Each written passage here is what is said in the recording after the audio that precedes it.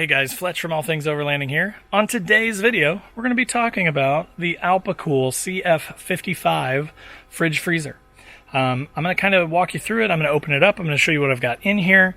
I'm going to talk about how I'm powering it and how that's been going. I've only had it for about a week, so I still have more to learn, but so far I've had some pretty good success powering it off of a very small AGM battery with solar hooked up to it. So I'm going to walk you through all that stuff. I'm going to show you all the features of the thing. I'm going to give you the dimensions of it. If you are interested in this fridge freezer, definitely check out the description down below. There will be links to this and all the other things that I talk about in the video. So just to make it as easy as possible, check those out. And before we dive into the review, I did want to touch on my featured partners really quick. Overland Addict. Great guy, great company, everything that you could ever need for overlanding. Go to overlandaddict.com through the link below just to check out his stuff. Last US Bag Company, a fantastic company that does specifically overlanding type bags like tool rolls and kitchen bags, and I've actually got one in here right now. So check them out through the link below as well. It will take you straight to their overlanding bag selection. You can see everything they've got, and they have some cool stuff. So definitely check them out. Third, More Overland Expo.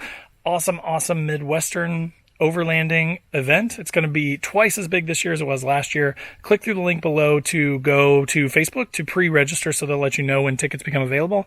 And then last but not least, Northology Adventures. They do an awesome digital overlanding magazine, and then also do like guided tours in like Wisconsin, Michigan area. So click through that link below to find out more about that. But without further ado, let's go into the review of the Alpicool CF55. This is a single zone fridge freezer. It's very quiet when it runs, but it actually is pretty good about not running all that much. So right now, I currently have it hooked up to my solar. You can see there the AGM battery. It's a little one, a 35 amp hour battery right now, but it's just sort of fluctuating around 12.7, 12.8. I'll show you the solar panel up here. I'm pretty much in no sun. I mean, you know, there's enough that it's daylight, but no direct sun or anything like that. But despite that, now, granted, it's not running right now, right? So it's got itself down to 33 degrees. I think I've got it set at like 35. And it's just kind of just chilling out, right? Just hanging out. So it has been running off the solar. And even despite it having really any sun, it's still doing just fine. So I'm kind of excited about that. I'm kind of surprised too, because I really didn't think it would run for very long off this. But so far, it's probably been going for about an hour. Again, I had it plugged into the truck when I drove down here. So I had about a 2-hour drive with it plugged into the actual, if you have an Xterra and you don't know about this, there is a plug right there, kind of dark in there, but there is a plug in the back of the Xterra. So I had it plugged into that on the way down just to kind of get it down to temp, and I put in some cold drinks and a little bit of food. And then got in the car and started driving, drove for a couple hours, got down here, and then now that I've been sitting, it finally hit the F1 error, which I believe is that it's gotten itself too far down. I have it set at the highest stage of protection, where it basically says if it takes like 20% of your battery or something, it's going to shut itself off. So I unplugged it from the truck, and I swapped it over to the solar, and that's what it's been running off of. Let me show you the inside here. So this model does have an LED light in it. It has a little chain that will let you, hold it up. Now, one thing that I've noticed is obviously the way that it opens is straight up. I've got plenty of room to get in and out of it in the back of the Xterra, but I'm going to have to figure something out, some sort of way to like attach it up here or something so I can hold it open, because otherwise it's kind of a pain. But you can see here, like, let me see if I can do this one-handed. So I've got a bag of food. I've got bunch of burgers, some jalapenos, things like that, and then I've got a bunch of beers down in here in the bottom, and I mean, it's not even halfway full, so you can kind of see how much room is still left in there. I mean, this thing's pretty big. And then there's also space back here where I've got a couple water bottles just staying cool. So kind of nice. Like, it's got a nice little clicking, locking hood or lid. Driving down here, I'm driving on gravel roads, I'm driving up and down hills and things like that, and I don't drive super slow. Like, when I'm on the roads, like the back country roads and stuff, I move pretty quick, and this thing didn't really move at all. So you can see I've got it on my drawer system here. I put these little anchors in. Now, I did move the ones in the rear because previously I had a cooler and a water jug in here, but now I've replaced that with this, so I just put these right where they need to be, right on the corner, so that I could attach it nice and tight to the handles of the cooler. But I mean, this thing is basically part of the drawer system now. It does not move. But it's a good size. It probably weighs about 37 pounds or so. I actually weighed it before I put it in the truck, so it does weigh a little bit. But I mean, a loaded 20-liter cooler full of ice and beers and everything else probably weighs about the same. So I'm not really worried about the weight at all. My drawer system, and I'll put a link to the sliders down below, but these are 36-inch, 250-pound drawer sliders. So even with this thing full of beer and stuff, let's say it's 50 or 60 pounds, which is high, but let's just say that. And then you've got the Coleman grill down in there. I mean, I'm not even close to 100 pounds, right? So these drawer slides will easily hold this stuff up. I mean, this thing's been out this whole time. Since I got to camp, basically, I popped it out, ran the cord over to the solar, and it's just been sitting there. So first thoughts, I mean, this is my first trip with it. I've had it in the truck for about a week, just kind of hanging out. Obviously, I've not had it plugged in that whole time. What I kind of figure is I will plug it in, the night before I'm getting ready to go on a trip and just sort of let it cool itself down, then load it full of pre-cooled drinks, plug it into the truck while I'm going to the destination or driving all day. So like if I go on some of my normal overlanding trips where it's, a lot of driving and things like that, and we just hit trails all day, then it'll just be plugged into the truck, running off the starter battery and the alternator all day. And then when I get to camp at night, I will probably switch it either to the solar, or I do have that Primex battery, which I've talked about before. I did a review of it. So if you haven't seen that, I'll put a tag up above to that review video as well, so you can learn a little bit about that. My only problem with the Primex, I really, really like it, but I've not been able to figure out a way to get it to stay on. So it's almost a problem of the devices being too smart, right? So the fridge, in order to save power, shuts itself off basically. When it does that, then it tells the Primex battery, hey, I'm not pulling any power. And the Primex battery, to save battery power, says, okay, nothing's pulling power. I'm going to shut off too. But so then once that shuts off, then the fridge has no power and it can't determine when it's starting to heat up and needs to kick back on. So I got to figure that out. I'm sure there's a way to figure it out. It's just some setting or something that I haven't messed with yet because it's too new for me. But anyways, overall, I will put on the screen here the dimensions of this cooler because I do not know them off the top of my head. But you can see here, I'll like push it back in here so you can kind of see.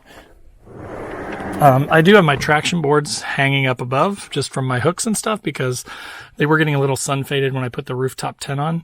There wasn't really enough room for them outside, so this keeps them inside the truck so that they're protected, and then also kind of keeps them out of the way. But this thing actually fits right below it, so if you have an Xterra, you can kind of see how this drawer goes. I mean, I've got just perfect amount of room for this thing based on my drawer. So my drawer is about 8 inches tall. And then this is sitting on top of it. But I mean, if I didn't have those traction mats up there, you'd have another 6 inches of space above it. So it actually fits really, really well in the back of the Xterra. I'm not going to push it all the way in because I'm afraid I'm going to pull this cord out. So now the compressor is on. So here, let me let you hear how loud it is. I'm going to get right up next to it.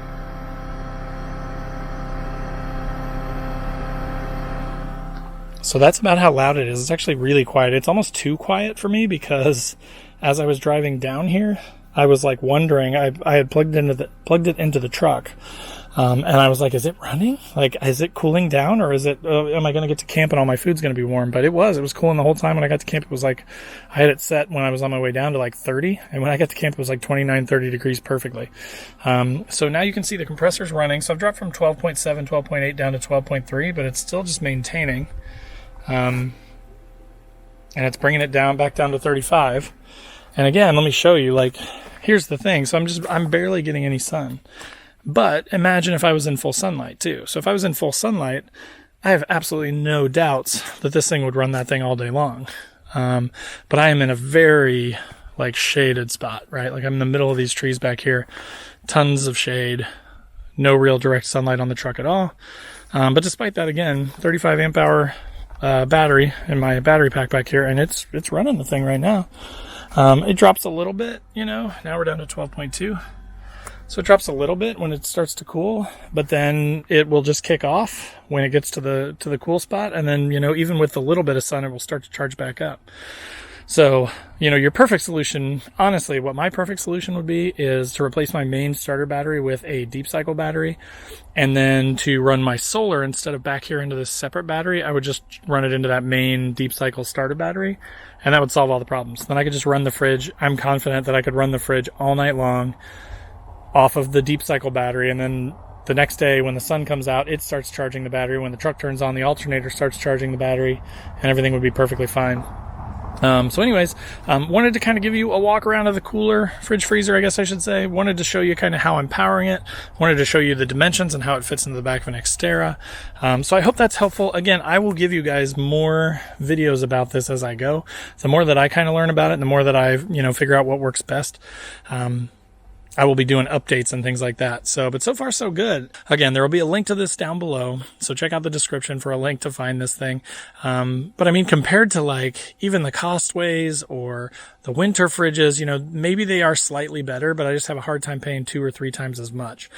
So again, I will keep you guys updated as time goes by. I've only had it for about a week, but if something catastrophic happens, I will let you know. But again, the reviews on Amazon are really fantastic on this thing, and so far I'm really impressed, and I will say it is amazing not to have to worry about ice, not to have to worry about, did I make ice, making extra trays of ice the night before.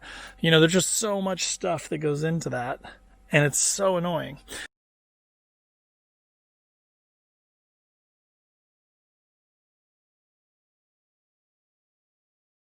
All right, guys, so interesting update. Right now it is 6:32. At 5:18 I came out, and as you can see, truck is in full sun, has been for hours. So I opened up the truck, the refrigerator, I plugged in, see if you can see this. I plugged this in to the Primex Battery at 5:18. When I plugged it in, it came on, it said the fridge was at 102 degrees internal temperature. I have it set at 32. So I plugged this thing in, it was fully charged. I'm running it off AC because the AC stays on and does not turn off like the DC.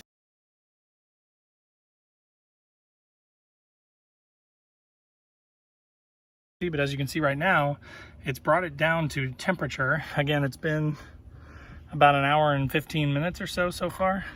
6:33 right now. But it's down at 31, 32 degrees from 100, and the battery is still showing full. So obviously, I mean, it's used probably any minute now. It's going to kick down a bar.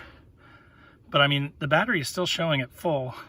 And again, it's still in full sun right now. So I'm going to keep checking it like every half hour to see how long this thing lasts. But again, my intention with this thing really is to run it off the car battery all day while I'm driving around, and kind of get it cool and keep it cool off the alternator and the battery. And then at nighttime, when it's cool and it's shady, plug it into the Prymax. I mean, imagine if I didn't have to do that. It was, when I first plugged it in, it was running 60, 70 watts out, just to bring that thing down to cool. But imagine if I could skip that whole part and then just plug it in right now. And if it was cool at night, I really don't know. I think I can make it through a whole night on this battery. So anyways, more updates to come. All right, guys, so it's been another hour. It is 7:26, and we're still at a full charge on this battery. It's still sunny out. I'll show you. You can see it's at 34 right now, so it's still maintaining. And as you can see, it's still super sunny. All right, guys, so again, it was 83 earlier. It's now 77. It's really humid and hot inside the truck. It has been running for 3 hours just on the AC out of the Prymax, and it's just now dropped 1 bar of the battery. So again, I'm pretty confident if I pre-chilled the fridge off the truck's DC plug and drove to the destination and then plugged this thing in at night, it would probably run all night on this battery pack. So I'm gonna let it keep going. I'll come out every hour or so and check it, and we'll see where it's at by about 11:30, 12:30 tonight. That should give us a good 6-7 hour test to see where we're at. So far so good. All right, guys, so now it is almost 9:40, so it's been 4 hours and 20 minutes. The fridge is still holding temp perfectly. Let's go look at the battery. I mean, you can't complain about that, right? All right, guys, so we're at 5 hours now. You can see it looks like it's running right now. Keeping around 32 to 35 degrees. Let's go look at where the battery is. I bet it's down another bar. Nope. So it's actually off right now. Cool. So yeah, 5 hours. Still have 4 bars left on the Prymax. I mean, I'm pretty confident that I could easily get 8 to 10 hours out of this thing overnight, especially if it's pre-chilled. Pretty cool. All right, guys. So it has been 6.5 hours running strictly on the Prymax. Let's go see what the battery is at. Still only 1 bar down, man. 6.5 hours. So I started it at 5:18. It is about 11:48. So it is dead on at 6.5 hours. All right, guys. So it is now 7:52, 7:55 the next morning. We started at 5:18 last night, so that means it's been, what, about 14.5 hours? It's still on. And we're down to 1 bar now. Still, though, 14.5 hours out of that Primax. That is impressive.